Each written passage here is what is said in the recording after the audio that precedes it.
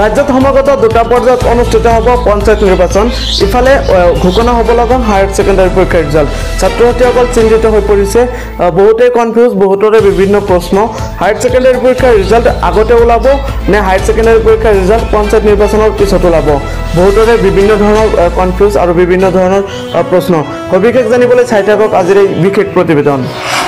ৰাজ্যৰ higher secondary পৰীক্ষাৰ্থীসকলৰ কাৰণে এই মুহূৰ্তত আহি পৰিছে এটা গুৰুত্বপূৰ্ণ বিগ ব্ৰেকিং নিউজ যিসকল ছাত্ৰছাত্ৰীয়ে 2025 বৰ্ষত হায়াৰ ছেকেণ্ডাৰী পৰীক্ষা দিছিলে সায়েন্স কমাৰ্চ আৰ্টছ যিকোনো ষ্ট্ৰীমতে হওক না কিয় আৰু বৰ্তমান সময়ছোৱাত ৰিজাল্টৰ কাৰণে অপেক্ষা কৰি আছে তেওঁলোকৰ কাৰণে আহি পৰিছে এটা গুৰুত্বপূৰ্ণ নতুন খবৰ কিয়নো ৰাজ্যৰ শিক্ষা বিভাগৰ ফালৰ পৰা লগতে ৰাজ্যৰ সংবাদ মাধ্যমৰ ফালৰ পৰা শেহতীয়া আপডেট আহি পৰিছে হায়াৰ ছেকেণ্ডাৰী পৰীক্ষাক লৈ আহি পৰিছে হায়াৰ ছেকেণ্ডাৰী পৰীক্ষাৰ ৰিজাল্টক লৈ আহি পৰিছে এটা গুৰুত্বপূৰ্ণ আপডেট অসমৰ জনপ্ৰিয় সংবাদ মাধ্যম নিউজ লাইভৰ ফালৰ পৰা প্ৰকাশ কৰা এক প্ৰতিবেদন অনুসৰি হায়াৰ ছেকেণ্ডাৰী পৰীক্ষা আপুনি তিনিটা প্ৰক্ৰিয়াৰে মনত ৰাখিব হায়াৰ ছেকেণ্ডাৰী পৰীক্ষাৰ ৰিজাল্টসমূহ আপুনি তিনিটা প্ৰক্ৰিয়াৰে নিজৰ মোবাইলতে চেক কৰিব পাৰিব আপোনাৰ তিনিটা প্ৰক্ৰিয়াৰে উপলব্ধ হ'ব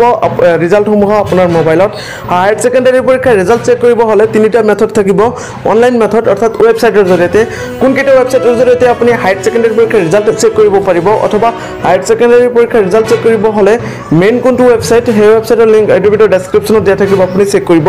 লগতে ভিয়া SMS মোবাইলৰ জৰিয়তেও মেছেজ কৰি আপুনি চেক কৰিব পাৰিব আৰু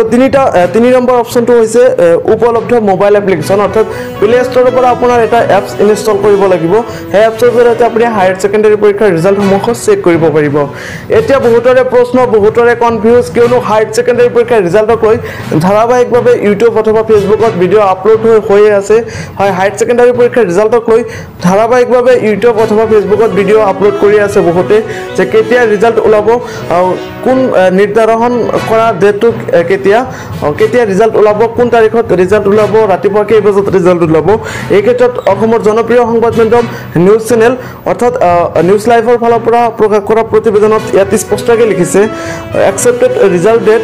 মে অথবা এপ্ৰিল অৰ্থাৎ এপ্ৰিল মাহৰ শেষভাগ অথবা মে মাহৰ প্ৰথম সপ্তাহতে ঘোষণা হ'ব হায়াৰ ছেকেণ্ডাৰী পৰীক্ষাৰ ৰিজাল্ট এতিয়া বহুতেই কনফিউজত আছে কিয়নো মে মাহৰ প্ৰথম সপ্তাহতে ৰাজ্যত দুটা পৰ্যায়ত অনুষ্ঠিত হ'ব পঞ্চায়ত নিৰ্বাচনৰ পৰিপ্ৰেক্ষিতত ৰাজ্যত সঁচাকৈ প্ৰকাশ পাবনে হায়াৰ ছেকেণ্ডাৰী পৰীক্ষাৰ ৰিজাল্ট এই ক্ষেত্ৰত পঞ্চায়ত নিৰ্বাচনৰ লগত হায়াৰ ছেকেণ্ডাৰী পৰীক্ষাৰ ৰিজাল্ট প্ৰকাশৰ ক্ষেত্ৰত কোনো ধৰণৰ বাধা আৰোপ নহ'ব অথবা কোনো ধৰণৰ বাধাৰ সৃষ্টি নহ'ব এইটো ইতিমধ্যে স্পষ্ট হৈ পৰিছে কিয়নো হায়াৰ ছেকেণ্ডাৰী পৰীক্ষাৰ ৰিজাল্ট ঘোষণাৰ ক্ষেত্ৰত শিক্ষা বিভাগৰ ফালৰ পৰা সম্পূৰ্ণকৈ সাজু হৈ আছে এতিয়া কেৱল মাত্ৰ অপেক্ষাৰ অন্ত আৰু ৰাজ্যৰ শিক্ষা বিভাগৰ দায়িত্বত থকা মন্ত্ৰী ডক্টৰ ৰণোজ পেগুৰ এটা ইংগিত দিলেই ওলাই পৰিব হায়াৰ ছেকেণ্ডাৰী পৰীক্ষাৰ ৰিজাল্ট হায়াৰ ছেকেণ্ডাৰী পৰীক্ষাৰ ৰিজাল্ট সম্পৰ্কত ছাত্ৰ ছাত্ৰীসকলক কিমান নম্বৰকৈ গ্ৰেছ মাৰ্ক দিব আৰু মেট্ৰিক পৰীক্ষাৰ ক্ষেত্ৰতো বহু ছাত্ৰ ছাত্ৰীসকলৰ প্ৰশ্ন আহি পৰিছে যিসকল ছাত্ৰ ছাত্ৰীয়ে ফেইল কৰিছে মেট্ৰিক পৰীক্ষাত ফেইল কৰিছে তেওঁলোকৰ কি হ'ব হয় হায়াৰ ছেকেণ্ডাৰী পৰীক্ষাৰ ৰিজাল্টৰ ক্ষেত্ৰত গ্ৰেছ মাৰ্ক আৰু মেট্ৰিক পৰীক্ষাত যিসকল ছাত্ৰ ছাত্ৰীয়ে ফেইল কৰিছে তেওঁলোকৰ কি হ'ব তেওঁলোকৰ কম্পাৰ্টমেণ্টেল যিটো পৰীক্ষা সেইটো কেতিয়া অনুষ্ঠিত হ'ব সবিশেষ বিস্তাৰিতভাৱে ভিডিঅ' আপুনি আমাৰ অন্য এখন ইউটিউব চেনেল দ্য ক্ৰছ লাইভত পাই যাব কিয়নো সেইটো চেনেলত ইয়াতকৈ আগত আমি আপডেটসমূহ